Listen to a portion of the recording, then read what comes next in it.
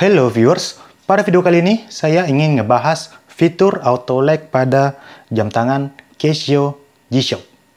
Oke, pertama yang saya ingin bahas itu adalah cara menyalakan fitur auto lag pada jam tangan G-Shock. Di sini saya ambil contoh G-Shock Frogman. Cara menyalakan auto lag-nya yaitu tekan tombol lampunya selama 5 detik. 1, 2, 3, oke, sudah nyala. Saya ulangi. Saya ambil contoh lagi. Yang mana ya? Oke, ini. G-Shock Moodman. Nickname Ninja. Saya nyalakan auto lag-nya. Kita pencet tombol lampunya selama 5 detik. 1, 2, 3, 4, 5. Di sini, Anda bisa melihatnya. Indikator AL-nya menyala. AL itu kepanjangan dari auto lag. Ya, ini ada indikator AL-nya. Saya coba matikan ya. 1, 2, 3, 4, 5. Mati. Dan kita nyalakan kembali. 1, 2, 3, 4, 5. Menyala.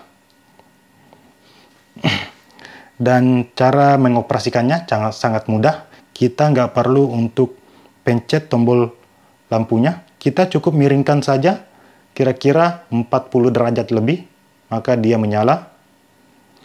Ini dia nggak menyala karena kondisi terang, dan ini adalah jam tangan tok solar.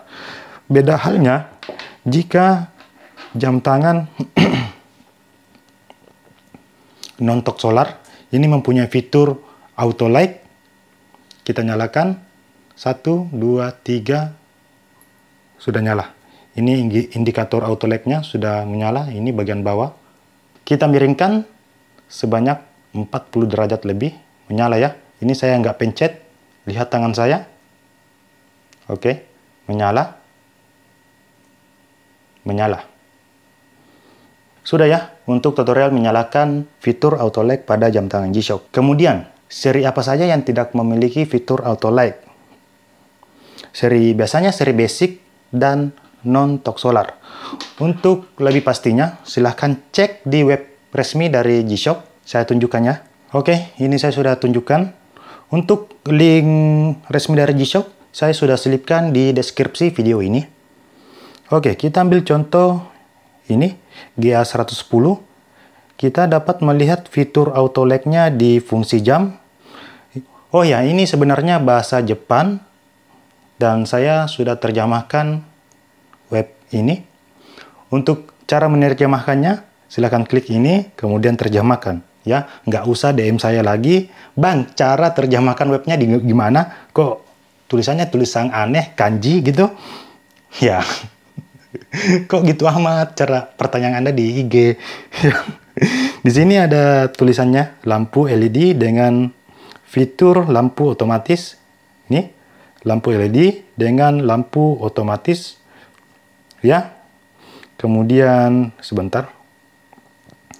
Kemudian ini seri GA2100. Ini seri terbaru ya, tapi dia tidak memiliki fitur auto light. Ini cuman fitur tambahannya yaitu LED ganda. Dia mempunyai lampu di sekitaran jarum analog dan di display digitalnya. Kemudian lanjut. Ini seri GA900 sama milik saya. Ini Bruce Lee bro. Dia tidak memiliki, salah pencet.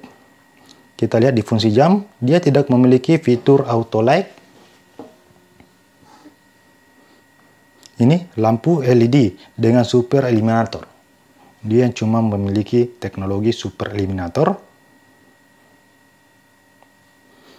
Dan ini seri tok solar Rangeman. Ini dia Rangeman.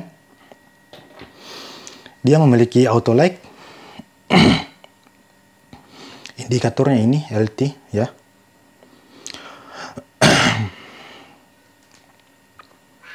Kemudian kita lihat fungsi jamnya. Ini lampu LED dengan lampu otomatis ya. Rata-rata tulisannya dengan lampu otomatis. Warna terang LED super eliminator. Kadang begitu, ini eliminator super. Dan sepengalaman saya selama memakai G-Shock, untuk seri full analog seperti MTG, Casio Edifice, ini walaupun ini bukan seri G-Shock, tapi ini masih termasuk dalam keluarga G-Shock. Movementnya mirip-mirip dengan G-Shock. Dia displaynya analog, tapi cara movementnya bergerak itu secara digital. Anda bisa melihatnya, ya. Kemudian GPW 1000, rata-rata yang saya lihat di pasaran itu untuk seri full analog itu dia nggak punya fitur auto lag, walaupun dia sudah mempunyai fitur teknologi torque solar. Tapi untuk seri digital analog, jika dia sudah torque solar, pasti dia sudah mempunyai auto lag. Tapi jika dia belum punya torque solar, cuman mengandalkan baterai biasa seperti ini digital analog, ini tidak punya fitur auto lag, ini punya fitur auto lag. Padahal ini dikeluarkan pada tahun 2021. Ini seri terbaru sekali ya, baru banget. Kemudian yang pasti G-Shock seri ini 69 dan 56 tidak punya fitur itu. Wartime aja ini nggak punya, apalagi fitur auto lag. Ini mempertahankan DNA generasi pertama dari G-Shock 56 dan 69. Jangan harap dia mempunyai fitur auto lag, kecuali Anda custom, Anda paling jago ya. Tapi itu mustahil kalau ada yang custom. Tag saya di IG kalau ada yang bisa custom ini menjadi auto lag. Kecuali beda seri ya, yang GDX. Ya, penjelasan saya begitu. Rata-rata jika non-torque solar itu kadang ada auto lag-nya, kadang tidak. Tapi kalau dia sudah torque solar, pasti dia auto lag. Tapi khusus untuk seri analog, dia nggak punya fitur auto lag. Oke, lanjut. Kemudian apa kelebihan dan kelemahan fitur ini? Pasti ada kelebihannya dan kelemahannya ya bro. Yang pertama kita bahas kelebihannya terlebih dahulu. Yang pertama, kelebihan dari auto lag itu adalah memudahkan kita untuk melihat jam. Kenapa? Karena kita tidak perlu pencet-pencet tombolnya, tombol lampu. Dia akan menyala secara otomatis. Ya. Dia nggak perlu dipencet tombolnya, dia sudah menyala secara otomatis. Ini sangat berguna ketika kita lagi diving atau mengemudi, lagi touring gitu. Dan untuk kekurangannya yaitu ketika kita mengaktifkan auto lag-nya, baterainya akan menjadi sangat boros. Apalagi jika jam tangan Anda itu bukan torque solar seperti ini. Gunakan auto lag-nya seperlunya saja. Saya biasanya menggunakan auto lag itu saat berenang, lagi mengemudi, lagi bawa motor, dan touring. Jika tidak melakukan hal itu, saya matikan auto lag-nya. Kenapa? Karena sayang bro jam tangan Anda. Jam tangan Anda bukan torque solar. Anda nyalakan auto lag-nya setiap hari. Saya yakin belum cukup setahun, baterai jam tangan Anda sudah diganti. Dan untuk yang seri ini, torque solar, dia itu nggak akan nyala ketika dalam kondisi terang seperti ini. Kecuali dalam kondisi gelap, dia akan menyala. Kenapa? Karena dia mempunyai panel surya. Ketika dia mengisi, maka auto lag-nya dimatikan. Ketika dalam kondisi gelap atau panel suryanya nggak menerima cahaya sama sekali, maka dia mengaktifkan auto lag-nya. Tapi indikator AL-nya menyala terus ya. Tapi sama saja. Ketika saya nggak pakai auto lag-nya, saya mematikannya saja. Fitur auto lag ini juga sangat berguna ketika kita diving.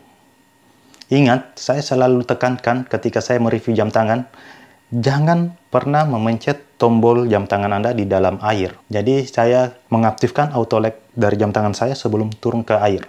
Kenapa saya melarang Anda untuk tidak memencet tombol jam tangan ini di dalam air, walaupun jam tangan Anda sudah mempunyai fitur diving. Contoh ini frogman, saya nggak pernah mencet jam tangan ini di bawah air. Biasanya saya aktifkan dulu fitur divingnya, kemudian saya menyelam. Kenapa? Karena itu bisa merusak seal dari jam tangan kita. Seal water resistnya itu bisa rusak ketika kita dalam air, dipencet tombol ini, itu memperpendek umur sealnya. Bayangkan, di bawah tekanan laut, anggaplah ya kurang lebih 5 meter, 2 meter, saya nggak menyelam begitu jauh. Itu tekanannya luar biasa, bro. Lu pencet lagi tombolnya, ada gesekan di antar seal dan silinder di dalam tombol ini. Itu memperpendek umur seal jam tangan kita. Ya. Oke. Saya rasa cukup untuk video kali ini. Jadi, nggak usah tanyakan lagi atau nge-DM saya di IG, Bang, cara nyalain auto lag-nya gimana? Silahkan lihat video ini sampai habis. Oke, mungkin sekian dulu dari kami. Terima kasih telah menonton. Saya Muhammad Nur Kadri mengucapkan, simak aja anggota.